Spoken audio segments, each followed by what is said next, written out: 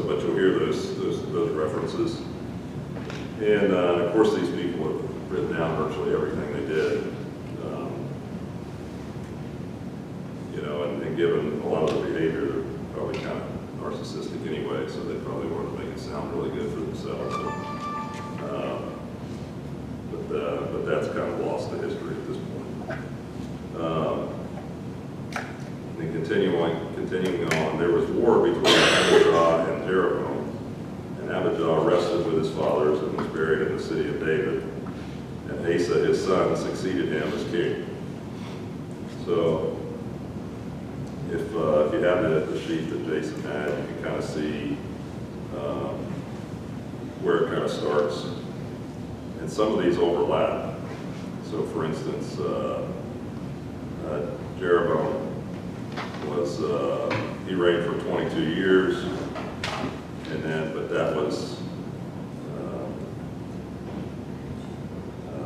but then Abijah came in during that period of time. So it's not directly, if you look at the paper, it's not directly correlating, but there are, you know, roughly correlates. There's, you know, you kind of have to look at the years and do a bunch of math and stuff to kind of keep up with it, but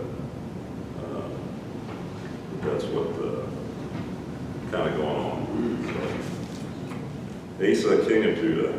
In the 20th year of Jeroboam, king of Israel, Asa became king of Judah. And he reigned in Jerusalem 41 years. His grandmother's name was Micah, daughter of Abishalom.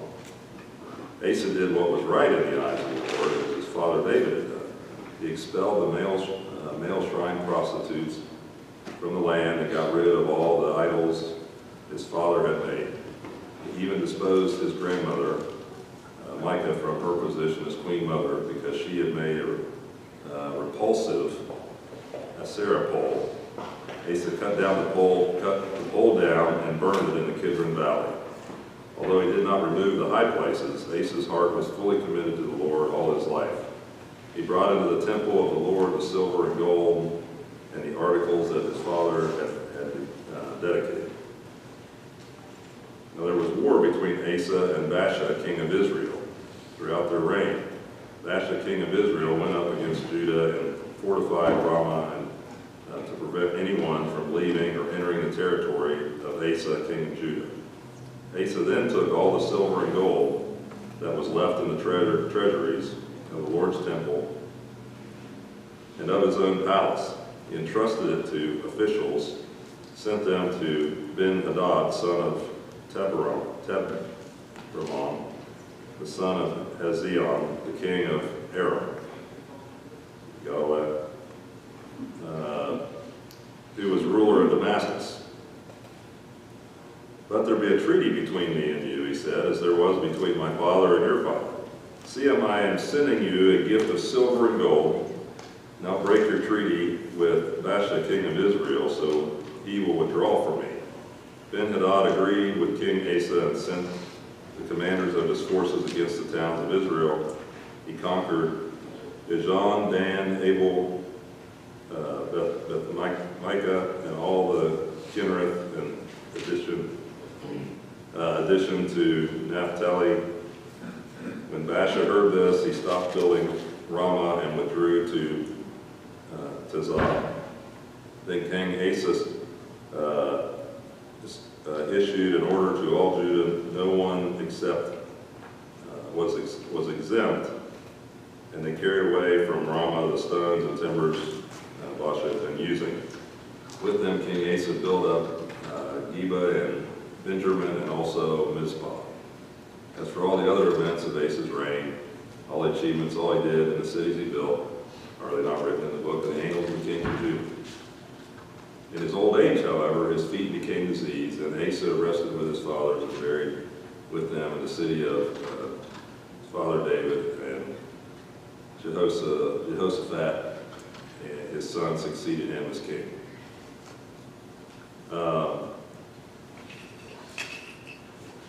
I think it's in Chronicles. I know I read this, but at some point, you know, the Lord kind of tells him, you know, he did good.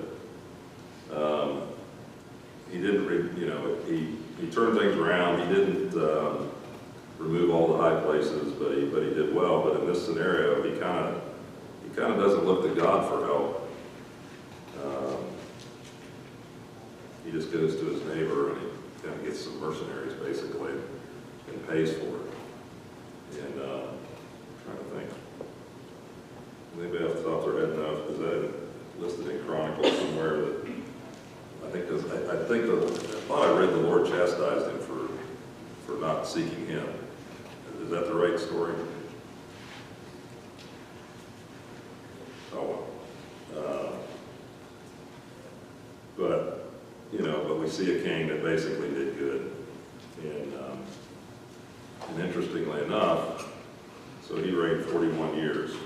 As I was looking at this sheet and I was looking at the numbers, this is just an observation. It doesn't have really anything to do with anything, or maybe it does. But I averaged out all the numbers on how long the kings reigned. And the evil kings, both for Israel and Judah, averaged right around 11.8 years for their reign. And there was a lot more of them. The good kings in Israel averaged about 28 years of reign. And in Judah, it was over 32. It's kind of interesting that I believe, it's my opinion, but I believe that there's a very definite, there's a few outliers in there, but there's a very definite, if these people were following the Lord, they weren't sinning, they pretty much were all blessed greatly with a long tenure. And the ones that weren't, except for a few exceptions, it was much, much shorter time that they remained in power. And I think that's just kind of an interesting little side note as you kind of observe these times that they're in there. I'm not trying to be a Joel Osteen and preach that if you're good, you're going to get much riches, but I do think that if you honestly put the Lord first, then you are going to be blessed with certain things, and I think that might be a window into that a little bit. It's not saying you have a long life, but I think it does say it's pretty clear that you're going to be blessed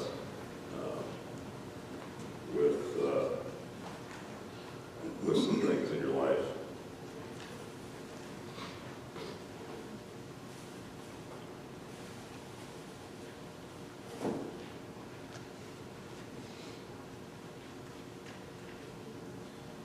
All right, moving on.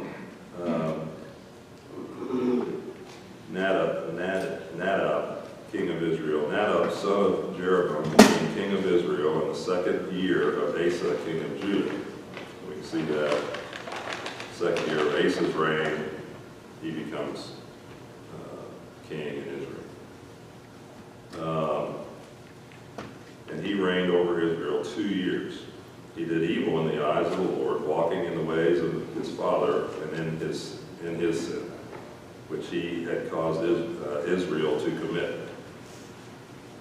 And Baasha, son of Ahijah, of the house of Ishchar, plotted against him, and he struck him down in Gibbethon, a Philistine town, with Nadab, and all Israel were besieging him. Baasha killed Nadab in the third year of Asa, king of Judah, and succeeded him as king. As soon as he began to reign, he killed Jeroboam's whole family. He did not leave Jeroboam anyone to breathe, but destroyed them all, according to the word of the Lord given through his servant Abijah the Shilonite, because of the sin Jeroboam had committed and had caused Israel to commit, and because he provided the Lord, the God of Israel, to anger, and provoked the Lord God of Israel to anger. And then, of course, as for the other events, it's written in another book we don't have. One thing I see in that is our system is designed that we have this peaceful transfer of power, right? And we see a system here that you run out of power and you run out of life. Somebody's going to kill you if you once you're out. And so when you're living by the sword, so to speak, and there's evil people coming up behind you, you got to do anything to keep your evil ways and keep your power, because somebody's going to take you out for it, and they're not just going to get rid of you; they're going to kill your whole family. So Baasha, king of Israel, in the 3rd year of Asa, king of Judah, Baasha, son of Abijah, became king of all Israel, and he reigned 24 years. He did evil in the eyes of the Lord, walking in the ways of Jeroboam and in his sin, which he had caused Israel to commit.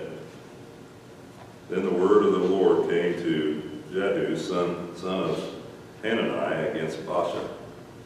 I lifted you up from the dust and made you leader of my people Israel, but you walked in the ways of Jeroboam and caused my people Israel to sin and to provoke me to anger to their sins. So I am about to consume Baasha and his house, and I will make your house like that of Jeroboam, son of Nebat.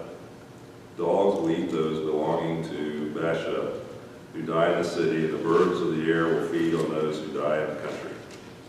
As for the other events of Baasha's reign, his achievements, they are recorded in the book of King of Israel. Skipping down to verse 7, Moreover, the word of the Lord came through the prophet Jehu, son of Hanani, to Baasha and his house, because of all the evil he had done in the eyes of the Lord, provoking him to anger by the things he did, and becoming like the house of Jeroboam, and also because he destroyed it. So again, we see more sin, we see more destruction, we see more, people's king's reign coming to an end in ways that are,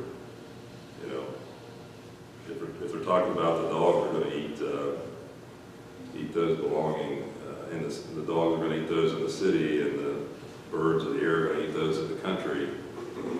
That means there's nobody left to even bury them. There's no pomp and circumstance. Nobody's crying and weeping over their graves. Nobody's even cleaning up their remains. They're just getting consumed by, dogs and birds of the air. Presumably that means buzzards. Not a very good way to end your family. Not a good legacy, right? So Eli, king of Israel. In the 26th year of Asa, king of Judah, Eli, son of Baasha, became king of Israel, and he reigned in Tirzah 2 years.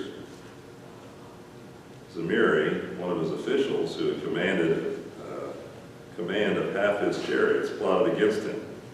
Elah was in Tirzah at the time, getting drunk in the home of Tirzah, the man in charge of the palace at Tirzah. Zimri came in, struck him down, and killed him in the 27th year of Asa, king of Judah. Then he succeeded him as king. So here we have this guy. So Elah, he gets to be king, and he's apparently just a drunk. And, maybe he's a party animal, I don't know, But, so he goes and he's, getting drunk at a friend's house, essentially, if we want to kind of put it in sort of modern language. And so then one of his commanders comes in, seizes the opportunity while he's drunk and kills him. He probably was, I can imagine he probably passed out and, feeling pretty good, and then so he gets murdered, and so the next king is, basically, murdered or whatever. And so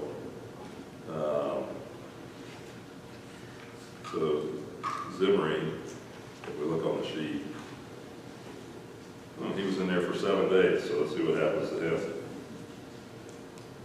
So obviously he's a pretty evil guy. And so as soon as he began to reign, he was seated on the throne, he killed off Baasha's whole family. He did not spare a single male, whether relative or friend. So this guy's just a complete scorched earth. So Zimri destroyed the whole family of Baasha in accordance with the word of the Lord spoken against Baasha through the prophet Jehu, because of all the sin Baasha and his son Elah had committed, and it caused Israel to commit, so that they provoked the Lord, the God of Israel, to anger by their worthless idols. And as for the other events of Eli's reign, and all he did, are they not written in the book of the annals of the king of Israel? Of course, that would have been a pretty short chapter, I'm thinking. In the 27th year of Asa, king of Judah, Zimri reigned in Tirzah 7 days. The army was encamped near Gibbethon, a Philistine town. When the Israelites in the camp heard that Zimri's had plotted against the king and murdered him, they proclaimed Omri, the commander of the army, king over Israel that very day there in the camp. Then Omri and all the Israelites with him withdrew from Gibbethon and laid siege to Tirzah. When Zimri saw that the city was taken, he went into the citadel of the royal palace and set the palace on fire around him, so that he died. So here this guy, you almost think he must have been, he was clearly a little crazy, because he thinks he can take over this thing. He kills the king, he takes over, he claims himself king. He's in there for about a week. The word travels to other parts of the military. Well, they were evidently loyal to the previous king, so they're upset, so they name their commander the king. And it seems very official, doesn't it? So then they go, and they head off to take over Zimri's, kingship. And so he just sets the place on fire and kills himself, burns the whole place down. What a way to go, You get there one weekend, you kill the king who's drunk, and the next weekend you're burning the whole place down with yourself in it. And after you just killed a bunch of people. It's kind of like Jen was teaching this to some youngsters last year at school, and they're like, this reads like a horror show. Well, it really kind of does, if you think about it. This guy goes on a killing spree that lasts the better part of a week, and then at the end of the week, he just burns himself up when he's challenged. I can kind of imagine, some almost Joker-like character, right? You got one of these guys like a Batman villain, and he's crazy, and he's laughing, and he's setting himself on fire. But anyway, that's just my imagination. But clearly, he's kind of a crazy individual. So Omri, king of Israel,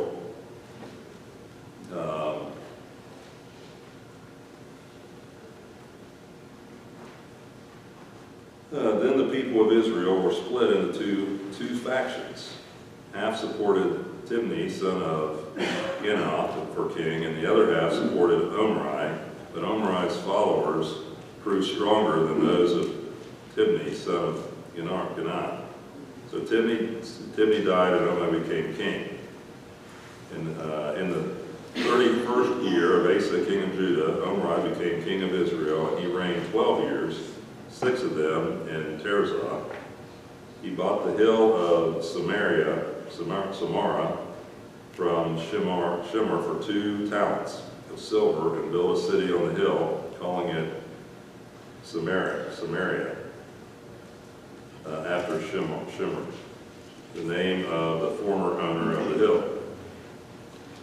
that Omri did evil in the eyes of the Lord, and sinned more than all those before him. Sinned more than all those before him.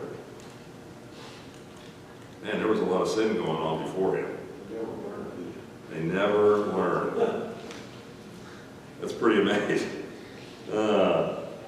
He walked in the ways of Jeroboam, son of Nebat, and in his sin, which he had caused Israel to commit. And that's always something that we've seen that a couple times. The sin that not only did they sin, not only were they a poor leader, but they pushed that sin on the people of Israel. They created an environment that caused the whole country to sin, basically. I mean, we can have leaders, right, that are off the rails and sinful, and doesn't mean the whole country is sinful, But these guys were, they were promoting ways that were making it easier for the people to sin and things like that. Does any of this stuff sound familiar? People they really can have an effect. We think about sometimes our leaders not having an effect on our particular lives, but the direction that they basically angle themselves can have an effect on the people that are in that nation. It kind of goes to, Aaron, where an application, what you permit, you promote. Yep. What one does today determines its destiny tomorrow. You see that not only here in the Bible, but you see it in everyday life. Yep, that's absolutely right. It's easy to pick out, I guess, some more modern countries. Unfortunately, I think there's a lot of similarities to where we're at, even in our country. But you look at maybe Nazi Germany or someplace like that, where the leader gets people worked up in a way that is horribly sinful, and makes them believe things, makes them believe other people are the cause of their problems. Makes them think that if they follow him, they'll be profitable. They'll be profitable for them.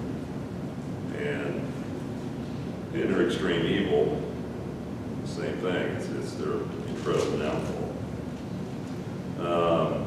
So as for the other events in his life, that was recorded in the books of the Kingdom of Israel. Omri rested with his fathers and was buried in Samaria, and Ahab, his son, succeeded him as king. And Ahab becomes king of Israel. In the 38th year of Asa, king of Judah, Ahab, son of Omri, became king of Israel, and he reigned in Samaria over Israel 22 years. Ahab, son of Omri, did more evil in the eyes of the Lord than any of those before him. So he does even more evil than the ones before him. It's like, hey, let's see if we can, what's the phrase? Hold my beer, hold my clay pot. I'm gonna make it even worse. And so, verse 31, he not only considered it trivial to commit the sins of Jeroboam, son of Nebat, but he also married Jezebel, daughter of Ethbaal, king of the Sidonians, and began to serve Baal and worship him. He set up an altar for Baal in the temple of Baal that he built in Samaria. Ahab also made a Asherah pole and did more to provoke the Lord, the God of Israel, to anger than did all the kings of Israel before him. So that would be 1, 2, 3, 4, 5, 6, 7. 7 on the list there before him. In Ahab's time, Hael of Bethel rebuilt Jericho. He laid its foundations at the cost of his firstborn son, Abraham, gates at the cost of his youngest son, Segub, in accordance with the word of the Lord spoken by Joshua, son of Nun. So you remember what Joshua said, that reference?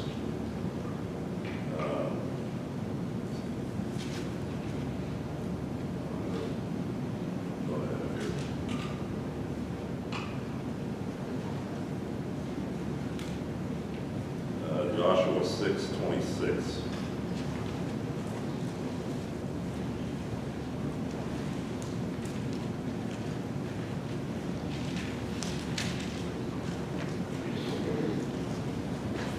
Anybody want to read that?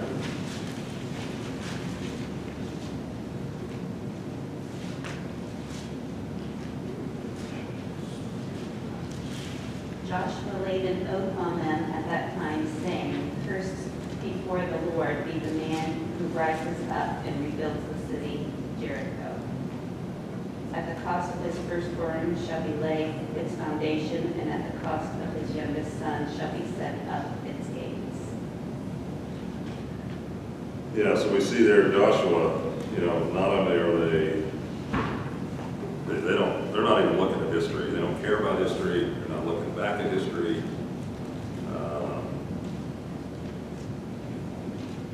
I don't know. I think if I was king, I think, and that was in the history of my people and stuff, I might be like, no, I'm not. This seems like a bad idea. Even if I'm a bad guy and I don't care. I mean, obviously he didn't believe in the God of Israel at that point. He was completely off the rails and had no belief in that stuff. And of course we see, he's worshiping Baal and things like that. And I read a little bit about Baal, and as many of you probably know, I mean, one of the things we see like in 15 verse 13, Lord the God of Israel he angered or provoked the Lord the God of Israel to anger by their worthless idols. I mean, that's pretty strong language and pretty deprived, right? You're worshiping, just a golden calf or whatever, just some idol you made. Here's my God, I made it. I got some great guys back here just churning this thing out. And let's bow down to it. But then you had Baal, who was kind of a known sort of god in that area, and might have been akin to maybe like a Zeus or something like that, in the Greeks or whatever. And but one of the things they did, interesting that it doesn't really say, and maybe know more of an answer to this, I don't know, but they practice child sacrifice, when they worship Baal. And then here you say he rebuilt Jerusalem, and he basically sacrifices at least 2 of his children to rebuild Jericho, rather. So it's interesting that it doesn't specifically say in this text, that child sacrifice was part of the worship of Baal, but he then sacrifices some of his children to rebuild Jericho and fulfills the prophecy that Joshua had put forth. And I look at that and I think, what societies, child sacrifice is pretty horrible. Child sacrifice for political gain. All these things are pretty unspeakably horrible. What can you name a country that does that today? United States.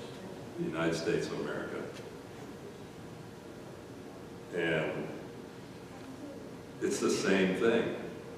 Where are we going to be at?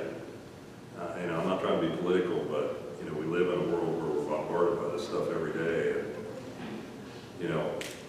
And maybe it's different because these people haven't, you know, there's still probably, I hope, millions of us, or at least thousands of us that are attending church this morning, and we have in our hearts to attempt to do the right thing and to study about the right thing.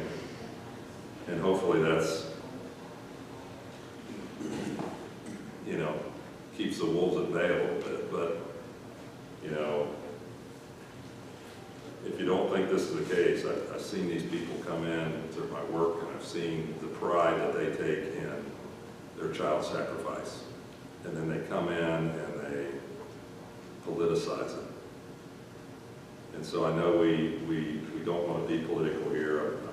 You know, I wouldn't stand for a politician coming in here and standing up. I wouldn't stand for a preacher coming in here and even mentioning the name of a politician that they want us to vote for, or maybe even not vote for. But I think we have to point out, we have to be aware that these people view it in this exact same fashion. They're trying to change, you know, the system for their own use. This is the reason why they can't get rid of it. This is the reason why they're trying to get rid of history. Yeah. And again, it goes back to if you change history, like this guy, not paying any attention to history, and he loses a couple of kids. Maybe it was voluntary. You know, who knows? You know. But it's an interesting parallel, and it's terrifying what evil does, what sin does. You know. And so going back to 1 John, you know, being in Christ and pursuing Christ and those sorts of things, you know, and being, you know, against these things and showing that we're against these sorts of things, you know. I think it's pretty clear, you know, when we look at this stuff, the evil and the sin destroys these people in horrific ways. And we need to not be that way. So, anyway, that was some of the stuff I drew out on this. A lot of reading, a lot of, you know, going back and forth between different names. You know, hard to follow, but at any rate, thank you all for listening.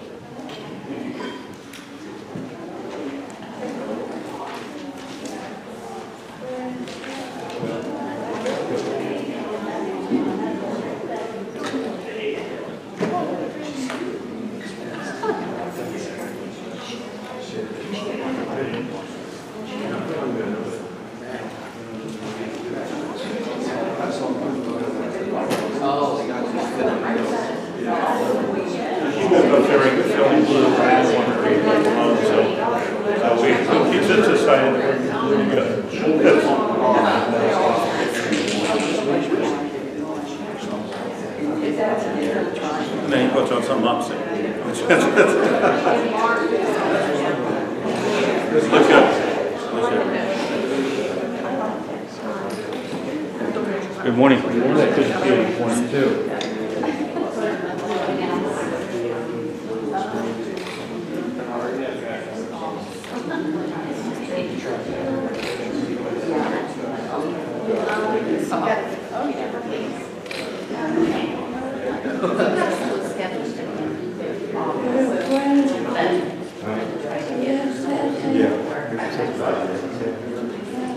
Morning.